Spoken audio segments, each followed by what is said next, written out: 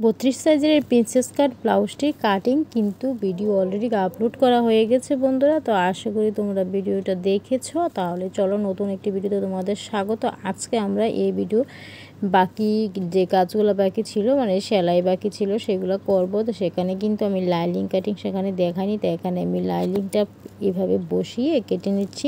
অনেকে কি করে লাইনিংয়ের মধ্যে প্রথমে কাটিং করে তারপর মেন কাপড়ে কাটে। আমি কিন্তু সবসময় দেখো বেশিরভাগই সবসময় আমি কিন্তু মেন কাপড়ে কাটি আর লাইনিং পরে কাটি। তো এখানে আমি লাইনিংটা এভাবে কেটে নিয়ে কিন্তু ব্যাক পার্টটা প্রথমে রেডি করে নেব। ব্যাক পার্টের জন্য দেখো এইভাবে বসিয়ে রেখেছি।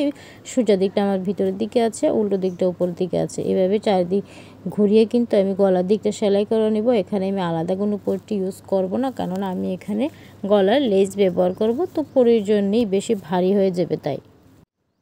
এবার দেখো সেলাই করে একটু হালকা করে কাটিং করে দিতে হবে, কাট লাগিয়ে দিতে হবে, তাহলে কিন্তু যে শেপটা সুন্দরভাবে আসে। এবার আমি দেখো গলার লেসটা এভাবে লাগিয়ে নেব উপর দিক থেকে, তাহলে আমার চাপ সিলি আলাদা করে দেওয়ার কোনো প্রয়োজন নেই।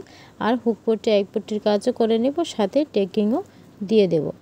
তো এখানে দেখো আমি গলার লেসটা আমি তোমাদের দেখে দিচ্ছি। গলার লেসটা আমি এভাবে বসিয়ে উপর থেকে সেলাই করে দিয়েছি আর টেকিংটাও দিয়ে দিয়েছি।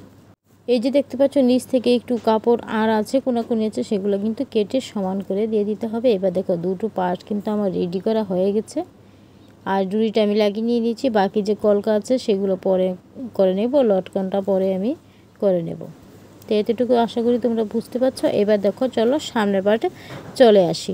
তো সামনের পার্ট কিন্তু আমি কাটিং করার সময় তোমাদের দেখিয়েছি, এইভাবে বসিয়ে রেখেছিলাম। তো এখন কি করব, এটা সামনের পার্টেরও লাইনিং কেটে নেব, সাথে কিন্তু প্যাডও লাগানো হবে। তো এইভাবে সামনের পার্টের মাঝখানের অংশটা রেখে আর যে সাইডের দুটো পার্ট আছে, দুটো পার্ট দুপাশে আসবে। তারপর কাপড়টা কিন্তু আমি দেখিয়ে দিচ্ছি, কাপড়টা এইভাবে ঘুরিয়ে এই যে বাস্ট পয়েন্টটা আছে, দুটো টুকরোর বাস্ট পয়েন্ট কিন্তু সেমভাবে রেখে এখান থেকে ধরে তোমরা এভাবে সেলাই করবে। হালকাতে একটু টান দেবে, তাহলে কিন্তু কম বেশ হবে না। তো যেমন কথা তেমন কাজ। দেখো এখানে সেলাই করা হয়ে গেছে। আর দেখো প্রিন্সেস কাটের যে শেপটা আমার দেখো কতটা সুন্দর এসেছে। তো কাটিংটা যদি তোমরা সুন্দর করে করতে পারো না, তো সেলাইটাও সুন্দরভাবেই হয় আর শেপও সুন্দরভাবে হয়। তো এখানে দেখো লাইনিংয়ের সাথে আমি গলাটা প্রথমে সেলাই করে নিয়েছি, তারপর যে এক্সট্রা কাপড় আছে সেটা কেটে এই যে কোনার দিকটা একটু কেটে দেব।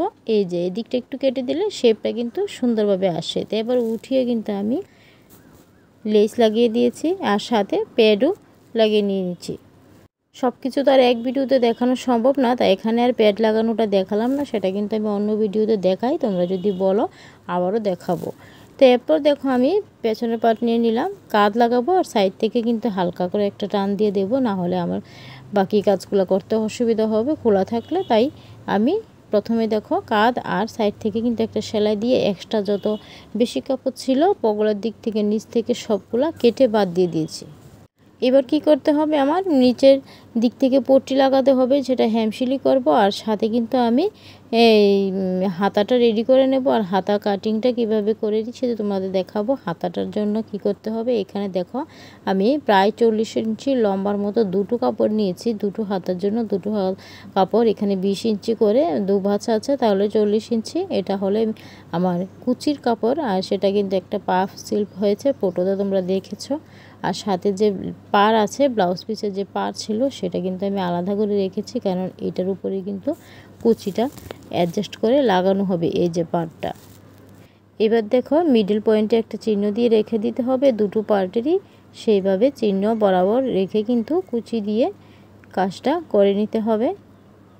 এই এই এই টুকরোর মধ্যে একটা মিডলে একটা চিহ্ন দেওয়া হবে, আর ওই পাশেও ওই টুকরোর মধ্যেও কিন্তু একটা মিডলে চিহ্ন দেওয়া হবে। তো সেই চিহ্ন বরাবর রেখে যদি তোমরা কাজ করো, তাহলে কিন্তু কুচিটা সব দিক থেকে সমান আসবে, দুই দিক থেকে সমান আসবে, কোনো দিক থেকে কম বেশ হবে না। এইভাবে এই চিহ্ন বরাবর এইভাবে রেখে দুই দিক থেকে যে বেশি কাপড় যে দিক থেকে আছে এইভাবে হালকা করে ভাঁজ দিয়ে এরকম করে কিন্তু আমরা সেটা সেলাই করে নিলে আমার শেপ কিন্তু সুন্দরভাবে চলে আসবে।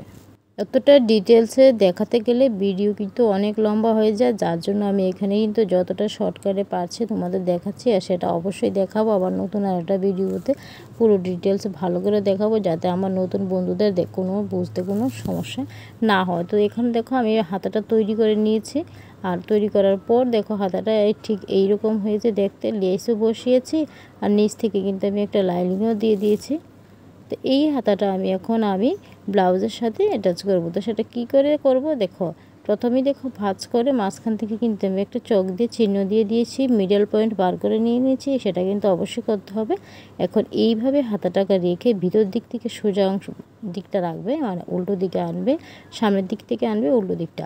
এবার এই যে কাঁধের জোড়া আছে, কাঁধের সেলাইয়ের সাথে কিন্তু তোমরা যে চকের দাগ দিয়ে দিয়েছি সেই দাগ বরাবর রেখে তারপর কিন্তু এইভাবে ধরে তোমরা লাগাবে। এইভাবে হাতা লাগালে কিন্তু নতুন বন্ধুদের জন্য কোনো সমস্যা হয় না।